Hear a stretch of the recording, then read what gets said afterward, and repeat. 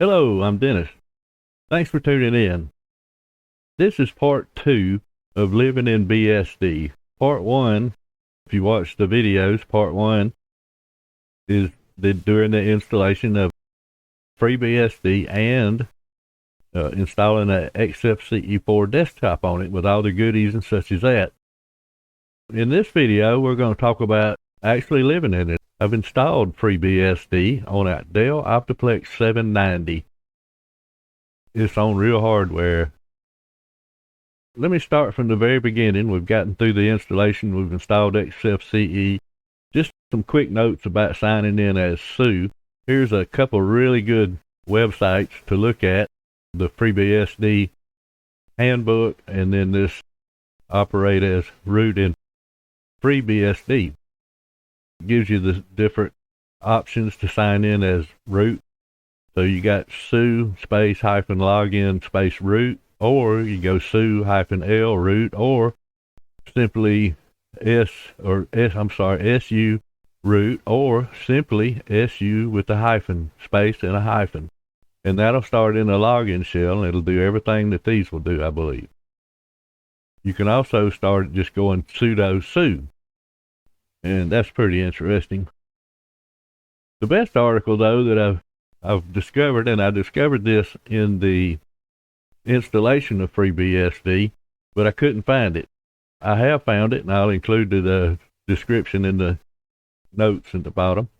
This is all people, a list of people that use FreeBSD, and Netflix is here on the list, and it says that they deliver more than 32% of all internet traffic in North America just through Netflix, and FreeBSD is handling that.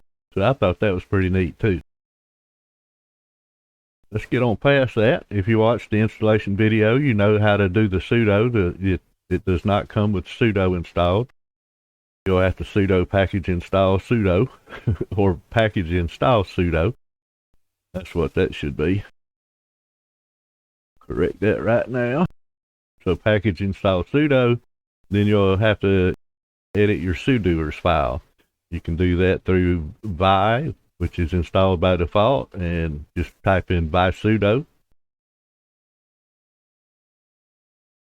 And here's a really good article on the man pages of how to use vi. Okay. And also, if you saw the video, I installed Nano by default, or during the installation. That was one of the things I installed, was Nano, so that I could use it. Or you can use what's called EE, which stands for the Easy Editor. This is the web link to the man pages of EE. It's the default text editor in FreeBSD, and to me it acts a lot like Nano. It's actually very easy to use. And here's the home page for FreeBSD, and here's the home page for their handbook right here, which is incredible. Okay, so let's talk about how do you update the system. In order to update the system, we can do this one command right here, which will update the system itself. Copy that, bring up a terminal. Paste that into there, and there shouldn't be anything to do. I just run this a little while ago, and my internet's a little slow, so that's how you update FreeBSD, the system itself. You could do the same thing here, except it would just tell you that they're there.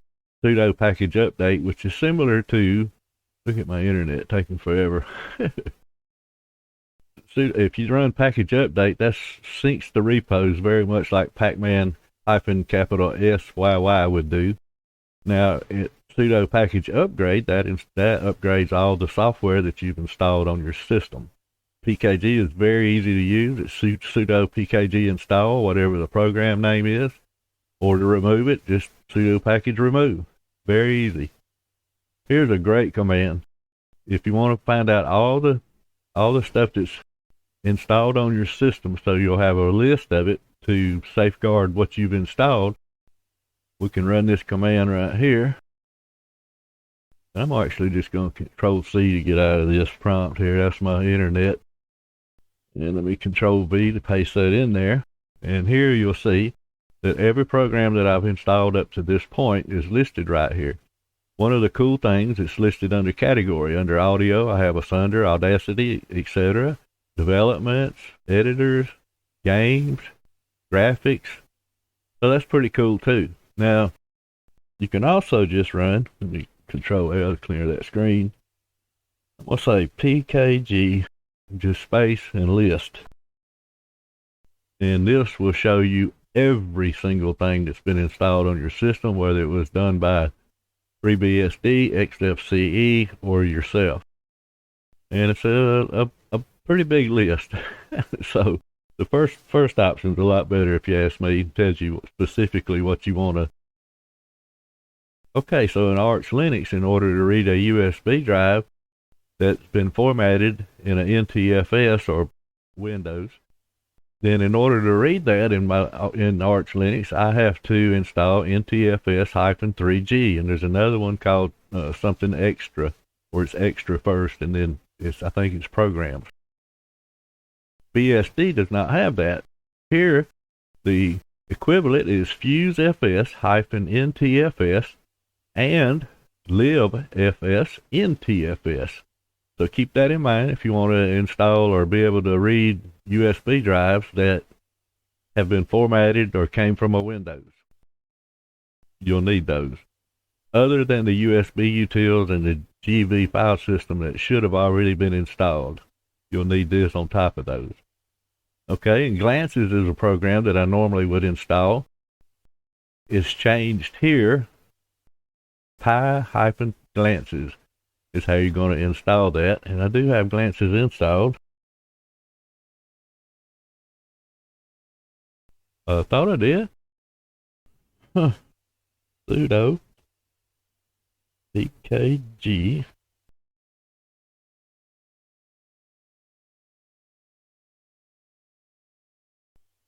not been able to get online. Change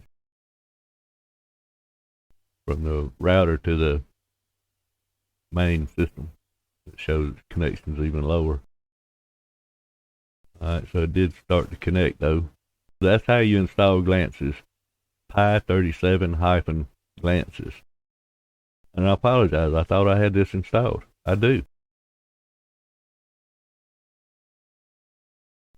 Oh, maybe a sudo.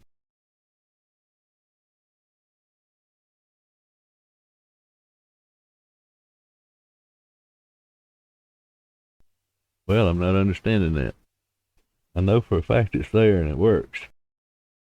Same with bashtop. Same with htop. So I'm not sure what the hang up is. It may need to be upgraded. Get out of that. Control L, clear the screen. Yeah, it just may just need to be updated, which is often the case apparently.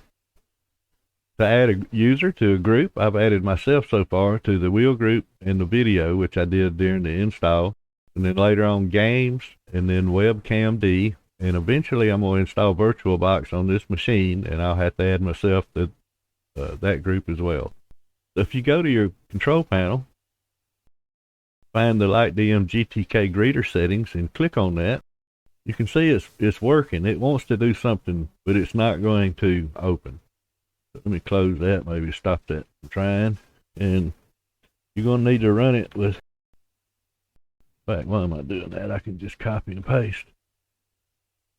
You're going to need to run it with sudo rights from the terminal, and that will open up the graphical interface.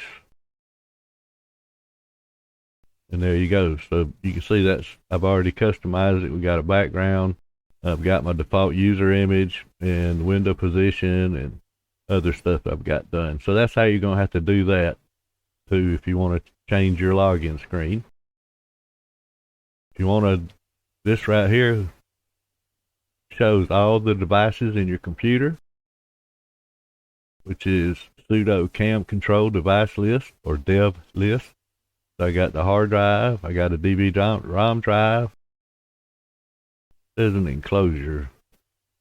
Oh, that may be the, what do you call it? My keyboard. Okay, so audio and sound. I've had the hardest time with sound, and the journey continues. One thing you can do, what I had to do, was run this command cat/dev/snd sound stat. Hit enter, and this will show you your anything that's capable of playing sounds will be listed here. The top two are going to be what's the default sound card on the machine.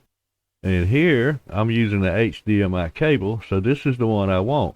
Now, in order to set this as my default, well, actually, to see what's your default first, run this command with sudo privileges. Sudo sysctl space hw period snd period default underscore unit, and it'll tell you that my default unit is 3. We'll look up here, and if I find the HDMI, it says it's listed as 2, but like when you're reading the course in like Task Manager, this starts with 0, so 0 would be 1, 2, and my default unit is 3, which is now the HDMI port. Alright, so that's how you set your sound. If you're having a problem with sound, try this and see if it works. So, Control L to clear that screen. Alright, to list all your, if you had some USB drives and it wasn't reading one, but you wanted to find out if it was listed, sudo USB config, hit enter, and this will list everything that's plugged in, or list all the USB drives, and if it had something plugged in, it'll show you. So you see here I got a wireless keyboard. So this is going to take a while, this video, because there's so much to cover, and I apologize for that. I did find, to my relief, I did find a Gui Package Manager, and it is called Octo Package. So let me bring that up and show you this, show you how this works. Now, in Octo Package, it has no presets to bug me about updates. You see when I just opened it, didn't do anything. And the only reason it's in my taskbar is because I put it there temporarily. A lot of that was just to remind myself that I had it. When you do open it up, let's tell it to refresh. Check for updates. Let it refresh. It should read everything that we have installed in the system. And this will be the first, or the default screen. Down a little bit. I think I can scroll while that's doing that. But you'll see everything in green has been installed, and everything in red needs an update, which I think is pretty neat. You don't have to just run a random update. You can actually update a specific, or if you found, just say Audacity is installed on here, just say they had a great version release and you wanted to use that and not change it. You didn't want to subject to an update where it changed on you. Let me find it. Let's say I'm talking about Audacity. If I left click on the folder icon, you'll see it says lock. But I can lock that and it will no longer update. It will keep the same version, which I think is a great tool. Alright, so in order to look for packages, you have options to search by name or by description or by file. Let's search by description, and this folder right here, you click on that. And now let's look for, just say, games. There should be a ton of them. And there is. And the ones that are listed, or the ones that are marked as in green, have been installed. And that's how you do a search for, let's just say, editor. See what that returns. And again, you got all kind of editors. Text editors, video editors, audio editors. Okay, so that's Octo Package. Very nice system. I like it. Like I said, there's, this reminds me right here of Palmac, was it Octopi? And I'm pretty sure this is a spin of that, or at least part of that. What I really like about it, though, is the fact that it does not bother me for updates. And it allowed me to check them. And once I checked them, it showed you the software that needed to be updated. So you could do them all at once, or you could do them one at a time. Click this folder button up there again. So you click on that and it would install any updates. Okay, so that's Octo Package. in order to get that, you have to install it with PKG. Install octo PKG, all one word. Here's a really good, this is the GitHub page, give you a description of what it does and a lot of other information. I'll make sure that's in the link below. Now, by default, I found out that SSH is not, you can't sign in. By default, you cannot sign in to SSH and use without root permission. So in order to change that, you're going to go into your sshd_config file. Let's just go in there. And I'll run that with sudo. If you're going to change anything, you're going to need to do that. In fact, before I run it, let's go use EE, the easy editor. Enter. All right, now we're going to scroll down until we find permit root login. It's going to be fairly close. I'm looking for one that's been uncommented because I've already been here and done that. Well, I thought it was at the very beginning. Oh, go back to the top. Permit. Nope.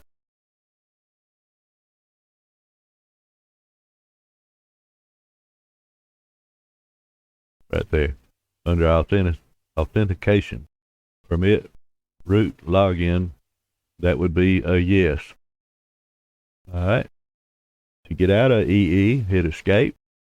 And if we'd made any changes after I hit leave editor, it would ask me what to do with those. So I'm going to control L to get out of that.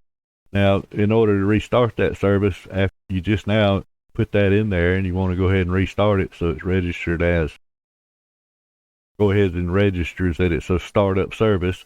So that would be service SSHD restart. I'm not going to do that because I hadn't really done anything. All right. Now, if you want to list all the services that are running at any given time, see, I didn't even need sudo permit. But here's the services. List all the service scripts that are located in the RCD file. Enter.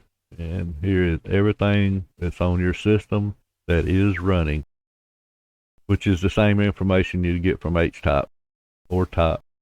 Now, in order to enable that SSHD, we need to go into the etcrc.conf file. Copy that. Clear this. Let's go sudo EE space Control-Shift-B. Go into rc.conf. And you'll see where I said SSH is enabled, and that is yes. Now you can disable this by just changing that yes to a capital NO, and it won't start when you reboot, or when you boot into your system, you'll have to enable it. All right, get out of here, exit, hit enter, and I'm out. Control L. Okay, now you can actually kill all system services at one shot, and that's with the sysrc Apache 24_enable no. And that will disable all the services system wide. I'm not going to do that. You should have a really good reason if you're going to run that. Okay, I did this in the installation part 1. I didn't really explain this much. This is the kern.vty equals the vt double quotes. FreeBSD has 2 console drivers. The older syscon's console driver, which is the default that gets set up during installation of 12.1, and the newer VT virtual terminal console driver. Each of them has its own set of key maps. The first thing to do is to set up a new virtual console using VT. Using VT provides these services right here, and in order to put that in there, you go to bootloader.com, and I'll show you. Let's go sudo EE Control-Shift-B. No, not RR. All right, and very top, that's the most important thing, that this is the first one in the list. So escape to get out of here. I didn't do anything. Hit enter. Control L. That kind of revealed a little secret right there. BSD uses mirrors. It's like any other distribution, even Windows. They only update quarterly, so that would be 3 times a year. And If you want to change that so you're getting the latest mirrors, you need to make a directory. And I'm not going to do this because it's already there, but it's mkdir -p /user /local /etc /pkg/repos. And then in the example, it was using vi, but you could use EE or nano. Go to this path and open this up, and then insert this line. Now this is right out of the handbook. It is documented, but I'll put the links in the description. So you paste this line into there and get out of it, whether you're using nano or EE or vi or vim or what have you. Then you want to update your package database because you just changed it. So this would be the equivalent of running pacman-syy again. Now to verify that we're getting this, we're going to run pkg-vv. And before I hit enter, right here, this is an example of what you should see. Most important thing, right here on the end of this tag or link is latest. So we'll run it, make sure I've done that okay, and you'll see right here, it is the latest. Control L to get out of there. And I would highly recommend doing that. Alright, now, let's see. When you boot up, man, it was so impatient to sit there and wait 10 seconds for this thing to start. And I'm sure a lot of you are going to feel the same way. So we can change that. And we're going to put that in our bootloader.conf. And it's autoboot_delay equals. And that can go, you can actually even go -1.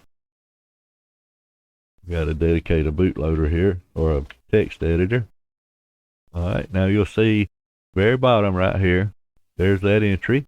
And you can change that to anything. Even I seen where you could go -1, and that would take that boot screen completely out. You would never even see it.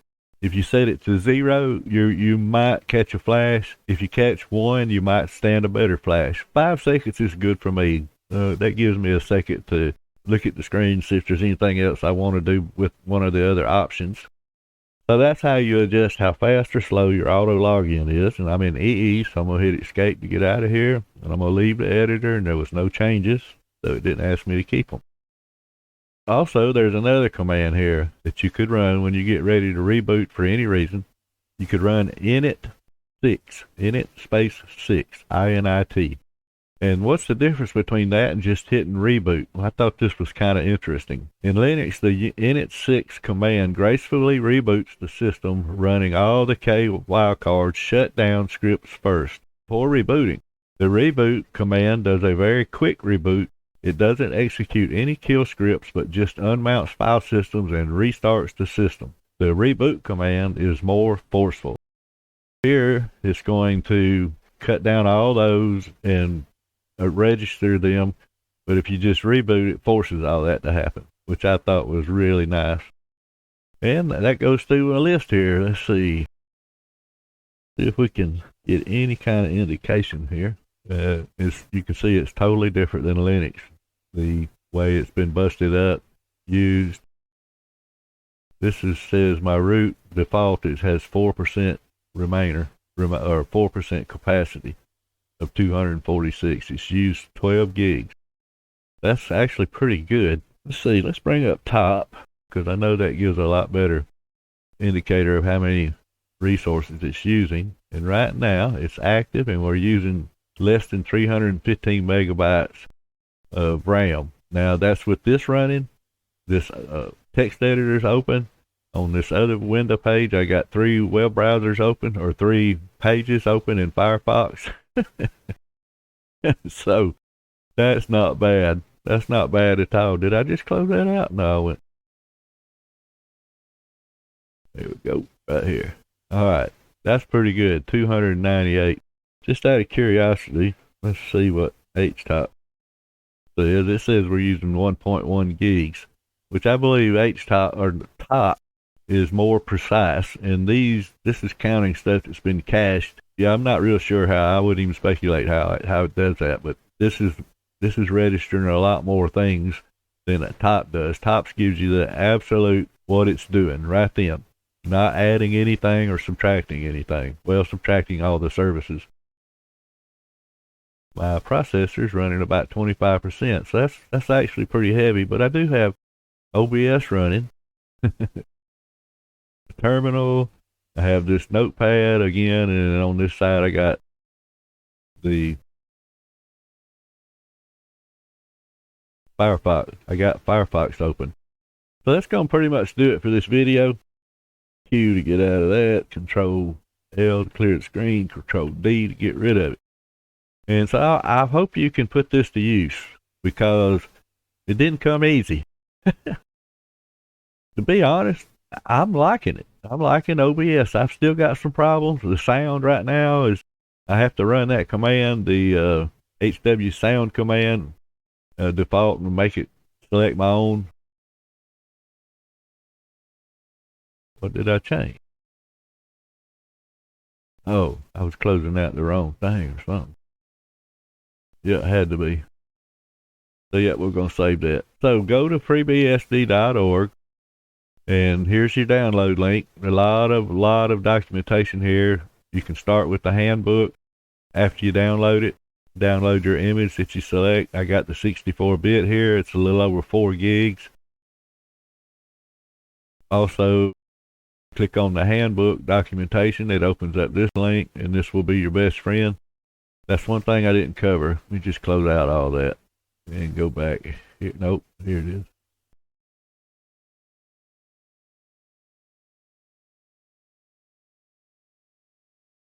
I wanted to show you the manual, and I must have skipped right over it.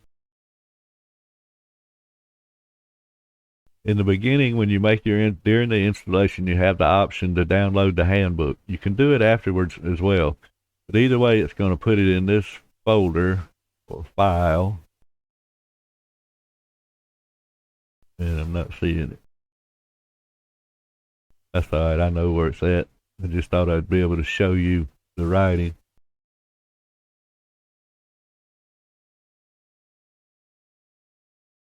Okay, so you'll have to do this in root. This is PC Man FM. I'm going to close that out and go to Thunar. Open up my file manager.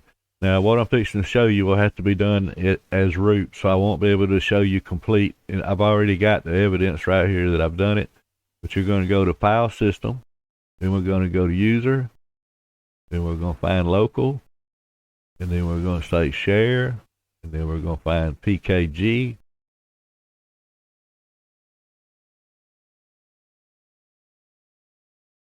Nope, looking for Docs.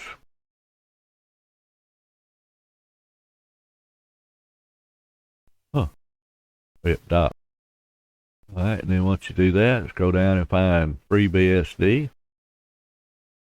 Right here, double click that. And here's the path. User, Local, Share, Doc, FreeBSD. And this is the handbook that you downloaded during the install. Now, if I was signed in as root, I could highlight the English book there, right click on it, and I could send it to the desktop, which is what I did. And when you do that, like I said, you can't do it unless you're signed in as root. Open Thunar as root. You see, I double clicked that, and now I copied it basically to my desktop. Here's the books. Everything that I downloaded is all right here. And there's an incredible amount of information. And I'm not sure, will HTML open up without being online? I think it will. You're not even hindered by that. I believe that will open up even if I wasn't online. I'm not going to try it, get myself offline right now to try it, but I believe it will work. And that's going to do it for this video. I encourage you to try BSD. It's offering up a challenge. The good thing I knew a little bit about Arch, but I'm going to tell you, the comparison to the install to being compared to Arch Linux, that's as far as it goes. Everything else is different. The packaging system, the file systems, what it'll do and what it won't do, everything is different. I hope this video has helped. Thanks so much for watching. I'll catch you on another video. Peace. Bye.